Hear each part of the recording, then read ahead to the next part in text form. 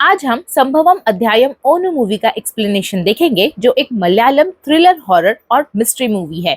ये एक time travel concept पर बेस्ड है, तो आप इसको एंड तक जरूर देखिए क्योंकि इसकी एंडिंग आपको शॉक कर देगी। कहानी एक इंस्पेक्टर की है जो केस सॉल्व करते करते एक रहस्यमय जंगल में पहुंच जाता है। ऐसा माना जाता है कि उस जंगल में जाने वाले लोग कभी वापस नहीं लौटते। क्या ये इंस्पेक्टर इस टाइम लूप से कभी वापस आ पाएगा? कहानी स्टार्ट होती है और हम एक घना जंगल देखते हैं। जंगल के अंदर एक पुरानी जीप रुकती है, जहाँ पर जीप से एक पुर्तगाली औरत और दो आदमी उतरते हैं। उनके पास एक बोरी होती है जिसमें दो लाशें बंधी हुई हैं। वो लाश एक लड़के और एक लड़की की होती है। उस औरत का चेहरा काफी ज्यादा ठंडा लग रहा होता है, जैसे कि किसी की मौत उसके लिए एक सिर्फ काम है। वो औरत की डेड बॉडी को उठाने के लिए बोलती है और कहती है कि मैं नहीं चाहती कि ये दोनों मरने के बाद भी साथ में रहें। वो एक आदमी को इशारा करती है कि लाश दलदल में फेंक दो, और जैसे ही वो आदमी बोरी खोलते हैं, अचानक से लड़का जेम्स होश में आ जाता है। वो पूरी ताकत से एक आदमी को धक्का देता है और अंधेरे जंगल की तरफ भागने लगता है। यहीं पे वो औरत काफी ज्यादा गुस्से में चीख कर उसके पीछे दौड़ना शुरू करती है। जेम्स जान बचाने के लिए भागता रहता है, लेकिन जंगल के बीच उसका सामना एक अजीब सी मूर्ति से होता है, और वो मूर्ति कौवे के सर और इंसान के शरीर वाली एक विशाल मूर्ति होती है। उसके चेहरे पर काफी ज्यादा खौफ आ जाता है। यही वो औरत पीछे से आकर बिना कुछ सोचे गोली मार देती है। गोली जेम्स को लगती है और वो वहीं पर गिर पड़ता है। जैसे ही उसका खून मिट्टी में गिरता है, पूरा जंगल अचानक से बदल जाता है। आसमान का रंग काला पड़ जाता है और तेज आवाज आने लगती है, और एक कान को फाड़ देने वाली चीख जैसी आवाज दूर दूर से गूंजने लगती है। यहीं पर वो औरत और वो आदमी लोग घबराने लग जाते हैं। अब सीन यहाँ से कट होकर कुछ साल आगे का बताया जाता है। हॉस्पिटल में हम इंस्पेक्टर आनंद को देखते हैं। वो वहाँ अपने प्रेग्नेंट बेबी नीतू के साथ आया होता है। आनंद काफी सीधा साधा आदमी है। कम सैलरी में वो अपनी छोटी सी जिंदगी जी रहा है। उसका एक ही सपना है, अपनी फैमिली को खुश रखना। नीतू की डिलीवरी कभी भी हो सकती है और आनंद उसका बहुत ख्याल रख रहा है।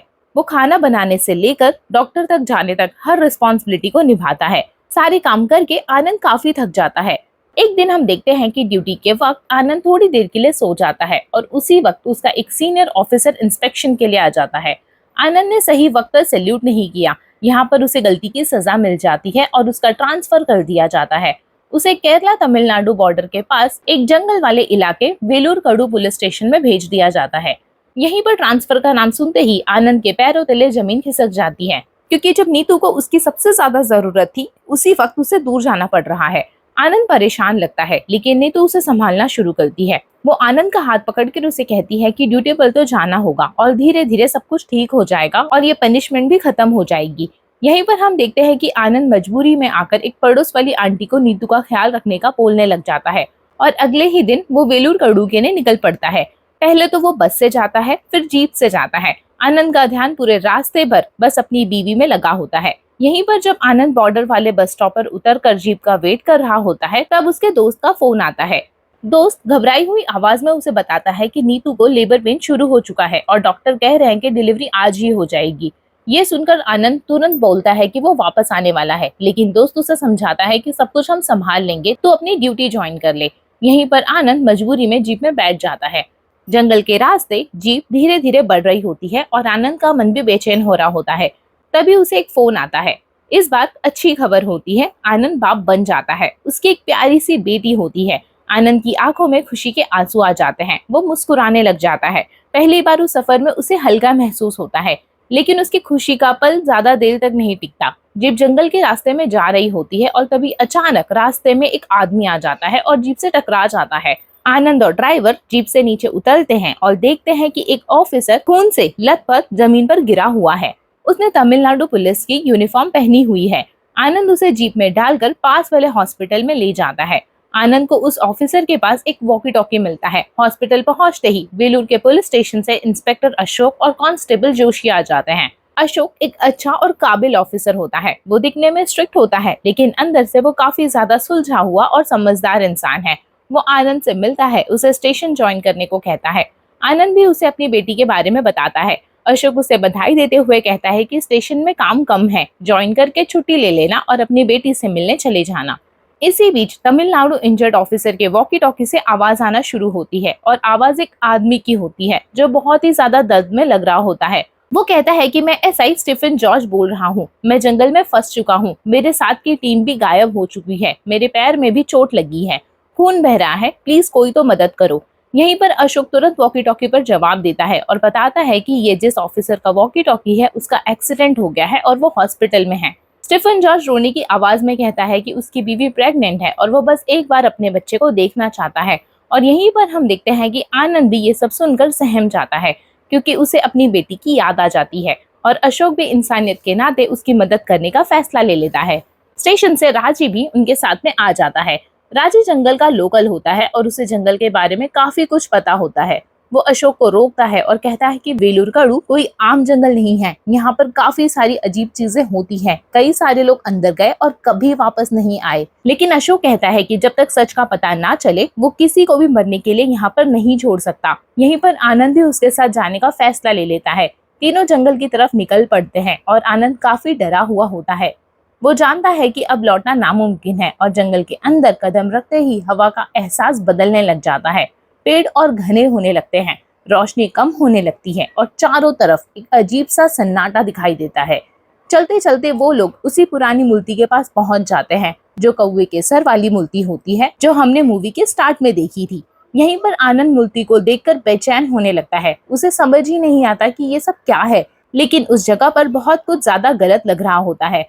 उन्हें नेगेटिव वाइब आने लगती है। यहीं पर वॉकी टॉकी से स्टीफन की आवाज फिर से आती है। वो काफी ज्यादा कमजोर और टूटी हुई आवाज होती है। वो कहता है कि जल्दी आइए, मैं ज्यादा देर तक नहीं टिक पाऊंगा, मैं जल्द ही मर सकता हूँ। अशोक आनंद की तरफ देखता है और धीरे से कहता है कि अब जो भी है सामना करके ही वापस जाना पड़ेगा। और आनंद चुप रह जाता है। उसके कान में बस अपनी ही पैदा हुई नई बेटी की आवाज गूंज रही होती है और सामने होता है जंगल, जो वक्त को अपनी मुट्ठी में बंद कर चुका है। जंगल के अंदर जैसे जैसे आनंद, अशोक और राजी आगे बढ़ने लगते हैं, हवा और बढ़ने लग जाती है। आनंद का दिल जोर जोर से धड़कने लग जाता है। हर कदम उसे ऐसा लग रहा होता है कि जैसे वो ऐसी जगह आ गया है जहाँ से जाना मुश्किल ही नहीं, नामुमकिन है। यहीं पर वॉकी टॉकी से स्टीफन जॉर्ज की टूटी हुई आवाज बार बार आने लग जाती है। वो कहने लगता है कि जल्दी आइए, खून बहुत बह रहा है, मुझे बचा लीजिए प्लीज। उसकी आवाज में इतना ज्यादा दर्द होता है कि अशोक का फैसला और भी ज्यादा पक्का होने लगता है। यहीं पे राजी भी डर जाता है। उसने धीरे धीरे से कहा, सर ये बिल्कुल भी नॉर्मल जंगल नहीं है, यहाँ पर वक्त और मौत दोनों का हिसाब अलग होता है। लेकिन अशोक कहता है कि अगर कोई जिंदा है तो हम उसे छोड़कर यहाँ से नहीं जाएंगे। कुछ देर बाद वो लोग जंगल के एक खुले हुए हिस्से में पहुंच जाते हैं। वहां पर मिट्टी काफी ज्यादा गीली होती है और आसपास निशान बने होते हैं और हम देखते हैं कि आनंद नीचे झुककर देखने लगता है कि मिट्टी पर क्या है और मिट्टी पर किसी को घसीटने के निशान भी दिखाई देते हैं, जैसे कि कोई जख्मी आदमी को यहाँ पर घसीट के मारा हो। यहीं पे थोड़ी दूर उन्हें एक आदमी दिखता है जो जमीन पर पड़ा होता है। वो लोग टॉर्च ऑन करते हैं और देखते हैं कि एक आदमी पुलिस यूनिफॉर्म में है, लेकिन वो जिंदा नहीं है, उसका बस हड्डियों का ढांचा ही बचा हुआ है। उसकी यूनिफॉर्म पुरानी और पूरी सड़ी हुई है। यहीं पर अशोक आगे बढ़कर उसकी शर्ट पर नेम बैज देखने की कोशिश करता है और उसके चेहरे का रंग उड़ जाता है। नेम बैज पर लिखा होता है स्टीफन जॉर्ज, यानी वो वही आदमी है जो वॉकी टॉकी पर इनसे बात कर रहा था। और यहीं पर आनंद का गला सूखने लग जाता है और उसके हाथ से टॉर्च लगभग गिरने ही लग जाता है। वॉकी टॉकी से फिर से उसे स्टीफन की आवाज आने लग जाती है और वो कहता है कि सर आप लोग पास ही हैं, मुझे दिख नहीं रहे हैं, आप लोग प्लीज जल्दी आइए। और यहीं पे ये तीनों एक दूसरे को देखने लग जाते हैं। जिस आदमी की आवाज वो अब तक सुन रहे थे, उसकी लाश तो सालों पुरानी हड्डियों में बदल चुकी है। आनंद धीरे धीरे वॉकी टॉकी को पकड़कर पूछता है कि आज की डेट क्या है। 2 पल खामोशी रहती है, फिर जवाब आता है 26 मई 1994। ये सुनकर आनंद के पैरों तले जमीन खिसक जाती है और वो सोचते हैं कि 1994 ये कैसे हो सकता है, ये तो 2026 है। यहीं पर अशोक भी सन रह जाता है। तभी हम देखते हैं कि हॉस्पिटल में रुके हुए कांस्टेबल जोशी का फोन आ जाता है। उसकी आवाज कांपते हुए निकलती है। वो कहता है कि सर, जो तमिलनाडु पुलिस स्टेशन एक्सीडेंट में पीटर आया था वो मर चुका है।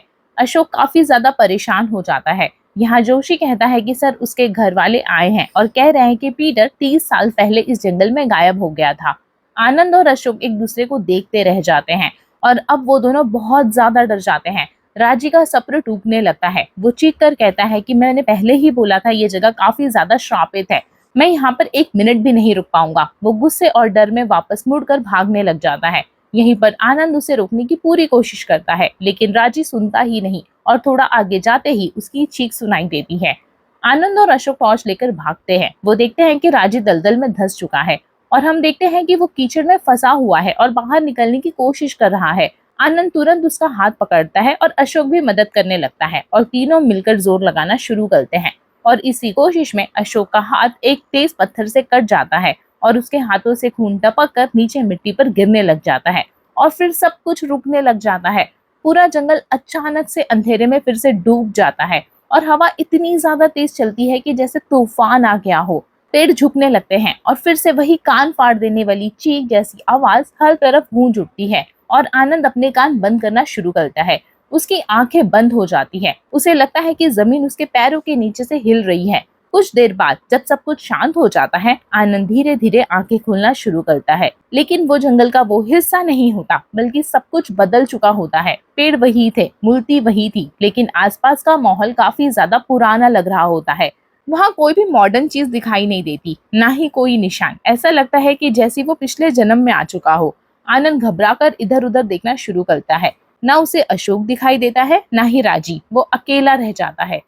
तभी उसे किसी औरत की तेज आवाज सुनाई देती है। वो मुड़कर देखता है तो उसे एक अंग्रेज औरत दिखती है जो हाथ में बंदूक लिए उसकी तरफ आ रही होती है और आनंद की सांसें यहीं पर अटकने लगती है। ये वही औरत थी जो जेम्स को मारने वाली थी। ये औरत भी आनंद को देखकर हैरान हो जाती है और वो कहती है कि तुम कौन हो।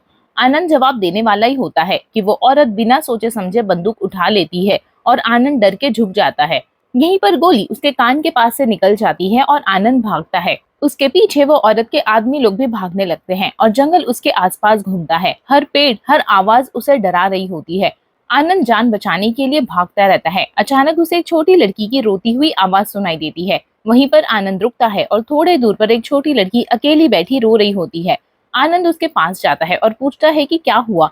लड़की आंसुओं में बोलती है कि मेरा भाई जंगल में खो चुका है। आनंद उसे संभालता है और कहता है कि वो बस उसके भाई को ढूंढने में उसकी मदद करेगा और दोनों जंगल में चलने लगते हैं। आनंद का डर अभी भी खत्म नहीं हुआ है, लेकिन उस लड़की की मासूमियत देखकर उसका दिल पूरी तरह से पिघल जाता है। थोड़ी देर बाद आनंद को जमीन पर एक लाश दिखती है। वो टॉर्च जैसी रोशनी में झुककर देखता है। वो लाश अशोक की होती है और हमें देखने मिलता है कि उसकी यूनिफॉर्म सेम होती है, उसका चेहरा भी सेम होता है, लेकिन वो मर चुका है। और आनंद पीछे हट जाता है। उसके दिमाग में सवाल ही सवाल घूमने लग जाते हैं, क्योंकि वो सोचता है कि अशोक तो अभी जिंदा था, फिर ये कैसे मर गया। उसी पल आनंद के पीछे एक आदमी उसका गला पकड़ लेता है और आनंद झटके से मुड़ता है। और वो एक कैदी था जो स्टीफन जॉर्ज के पीछे जंगल में घुसा हुआ क्रिमिनल था। आनंद मुश्किल से उसके चंगुल से निकलता है और भागने लग जाता है। कुछ देर भागने के बाद अचानक पुलिस की आवाज आती है और टॉर्च की रोशनी उस पर पड़ती है। सामने खड़ा होता है इंस्पेक्टर स्टीफन जॉर्ज, जो जिंदा होता है, जवान होता है और सांस लेता हुआ दिखाई देता है। यहीं पर आनंद उसे देखकर तंग हो जाता है।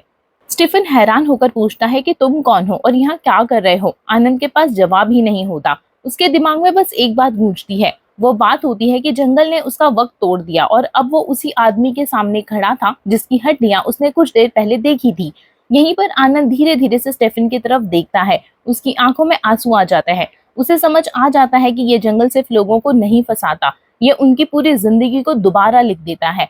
और अब आनंद भी इस खेल का हिस्सा बन चुका है। अब सवाल ये है कि क्या वो वापस अपनी बेटी तक लौट पाएगा या हमेशा के लिए इस जंगल में खो जाएगा। हम देखते हैं कि आनंद कुछ पल तक स्टीफन जॉर्ज को बस देखता रहता है। स्टीफन फिर से आनंद को शक भरी निगाहों से देखता है और वो दोबारा पूछता है कि तुम कौन हो, इस जंगल में कैसे आई।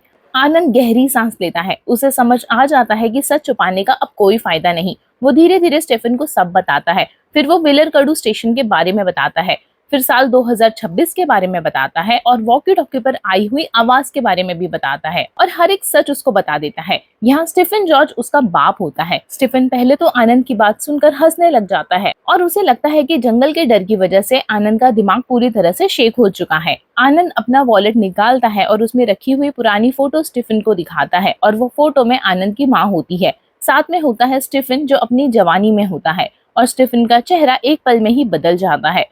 आनंद अपना आईडी कार्ड भी दिखाता है जिसमें डेट ऑफ बर्थ 1994 होती है। वही दिन, वही तारीख जब स्टीफन इस जंगल में फंस चुका था और आनंद की आंखों में काफी सारे आंसू होते हैं। वो बस इतना बोल पाता है कि मैं आपका बेटा हूँ। वहीं पर स्टीफन के पैरों तले जमीन खिसकने लगती है। वो आनंद की आंखों को और चेहरे को ध्यान से देखता है। उसकी आवाज में उसे अपनी झलक दिखती है। पहली बार उसके दिल में आनंद की बात उतरने लगती है और यहीं पर हम देखते हैं कि दूर से एक चीखने की आवाज सुनाई देती है और स्टीफन के साथ पुलिस वाले क्रिमिनल्स के साथ लड़ रहे होते हैं। आनंद को तुरंत याद आता है कि ये वही पल है जब स्टीफन ने गोली चलाई थी और सब कुछ बिगड़ गया था। आनंद तुरंत स्टीफन का हाथ पकड़ लेता है कि जो भी हो, आज तुम गोली मत चलाना। एक बूंद खून भी इस मिट्टी पर गिर गया तो सब कुछ फिर से अलग अलग वक्त में बिखर जाएंगे।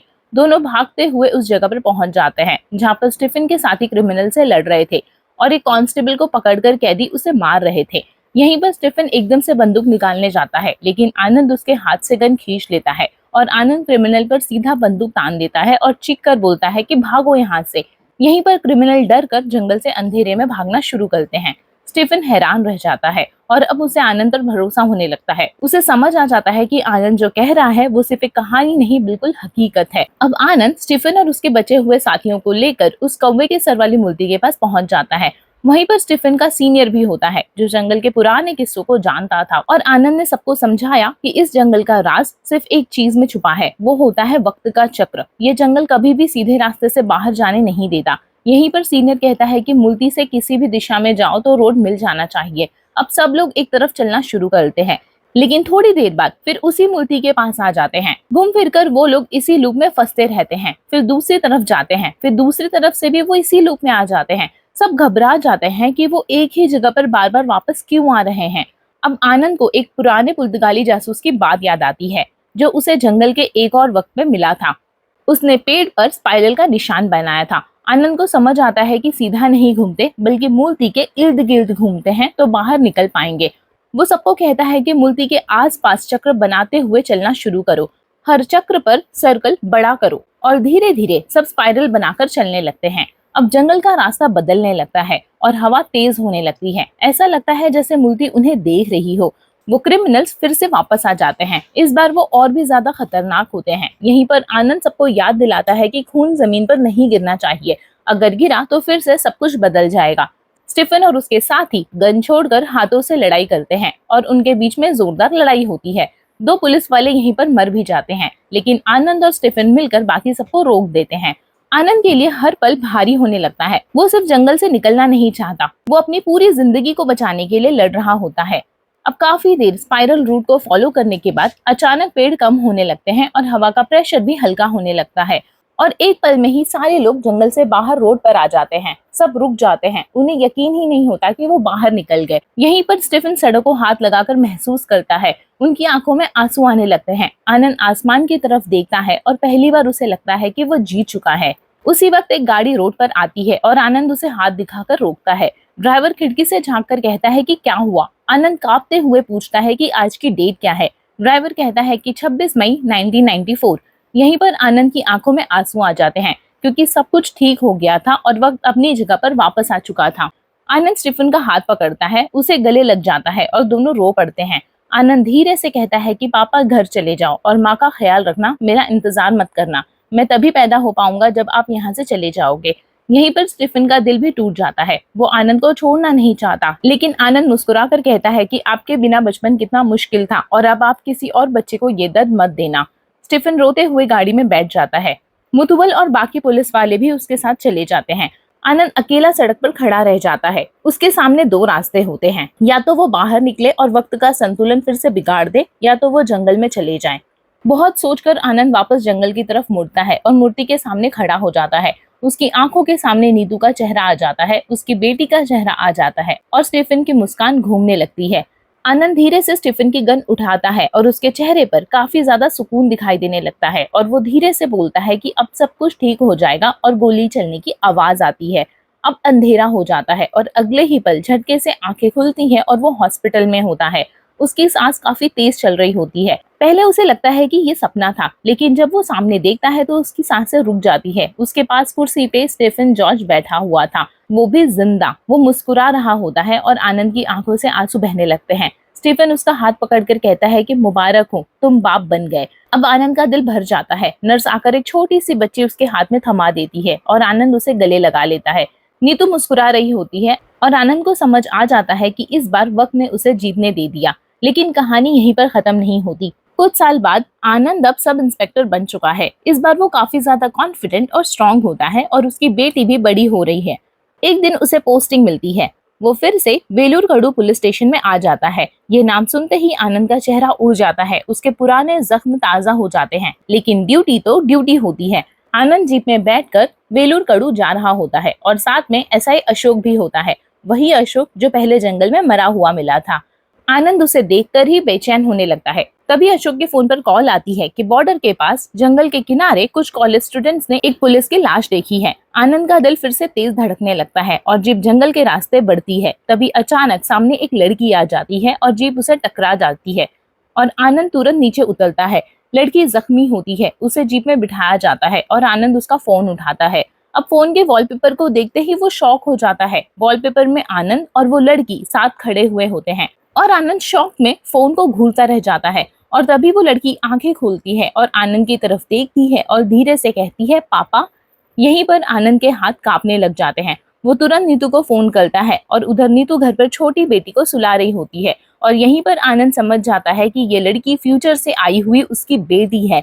उसी वक्त जंगल के अंधेरे में दूर खड़ा एक साया मुस्कुरा रहा होता है जो घोड़े पर बैठा होता है। उसका नाम होता है गैब्रियल एंटोनियो। यहीं पर आनंद को अचानक सब समझ आ जाता है कि ये सब कुछ खत्म नहीं हुआ है, जंगल का श्राप अभी भी जिंदा है और असली जंग अब शुरू होने वाली है। और इसी ओपन एंडिंग के साथ ये कहानी यहीं पे खत्म हो जाती है। अगर आपको ये एक्सप्लेनेशन पसंद आया हो तो प्लीज इस वीडियो को लाइक करें, ज्यादा से ज्यादा शेयर करें, मेरे चैनल को सब्सक्राइब करें और बेल आइकन को प्रेस करना ना भूलें। कमेंट में मुझे बताइए कि आपको ये मूवी कैसी लगी। मिलती हूँ आपसे नेक्स्ट वीडियो में, तब तक के लिए बाय बाय।